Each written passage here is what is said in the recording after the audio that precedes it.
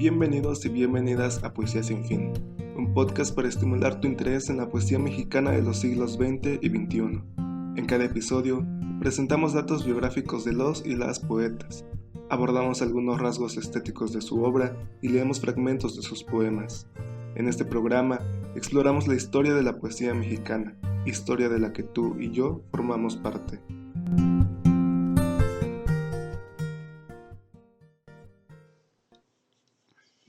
Jorge Cuesta, guión basado en el texto de Andrea Victoria García Rosas.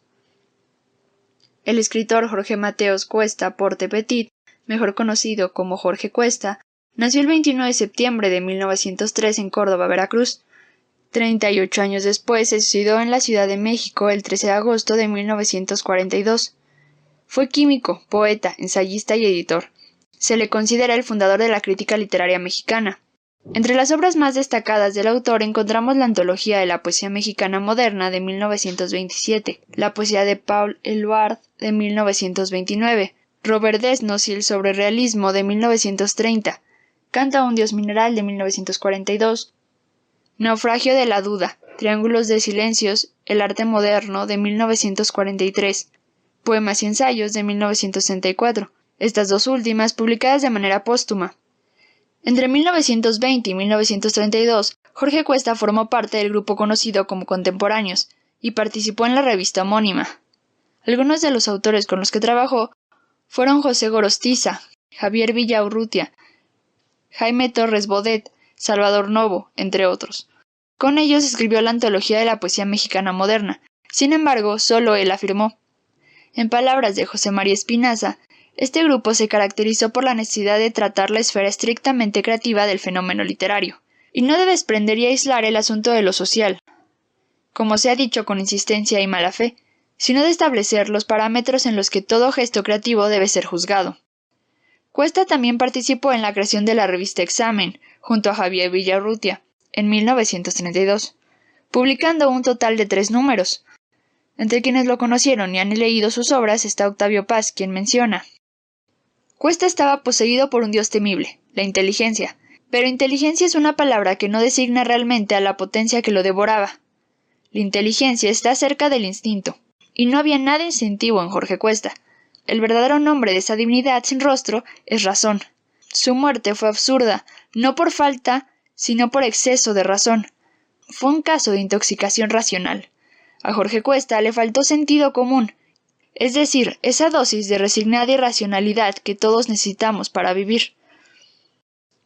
Por esa inteligencia de la cual habla Paz, es que algunas de las características más notables en su obra poética es el menosprecio hacia temas como el amor y el nacionalismo.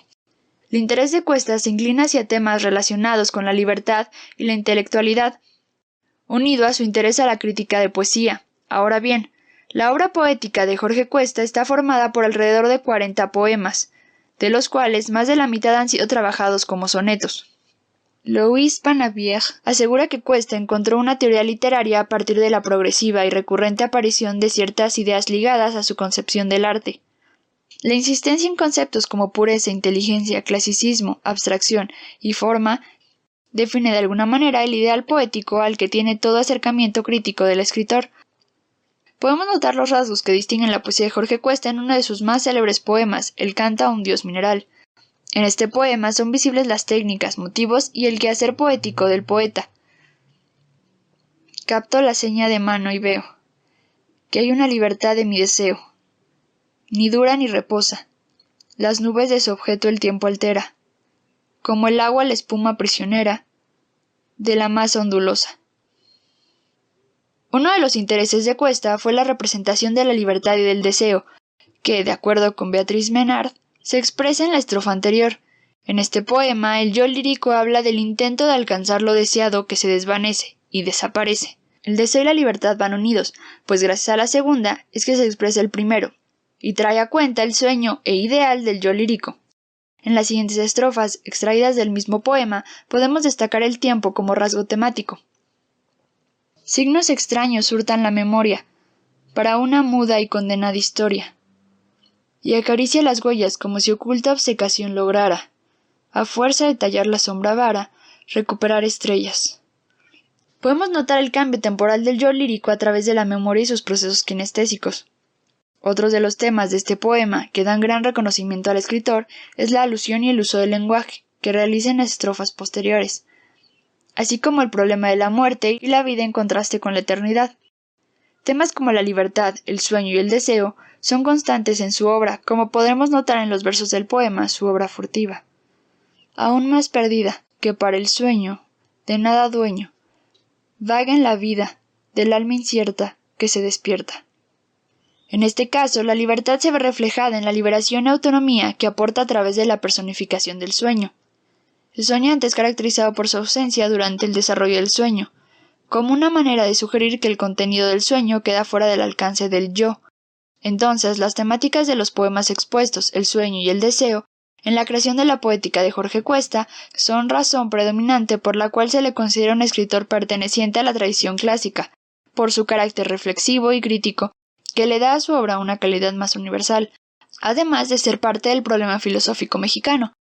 Por último, es preciso recordar las interminables inquietudes intelectuales de Cuesta, que lo llevaron a expresar sus ideas y opiniones sobre diversos temas respecto a la poesía o el arte, influyendo en el trabajo de otros y en su propia obra. Alejandro Katz dice al respecto que no hay en esta obra ninguna coherencia, y es justamente la falta absoluta de unidad la que la confiere la única coherencia posible. Sin embargo, la discusión en torno a la obra de Cuesta es muy amplia, pues según Luis Penavieres, este fue el único verdadero teórico sistemático del grupo de los contemporáneos. Para el crítico francés, los escritos del mexicano revelan un método de análisis y un sistema coherente de ideas, razón por la que construyó una teoría literaria comparada con el arte, siendo el impulsor de la crítica literaria en México.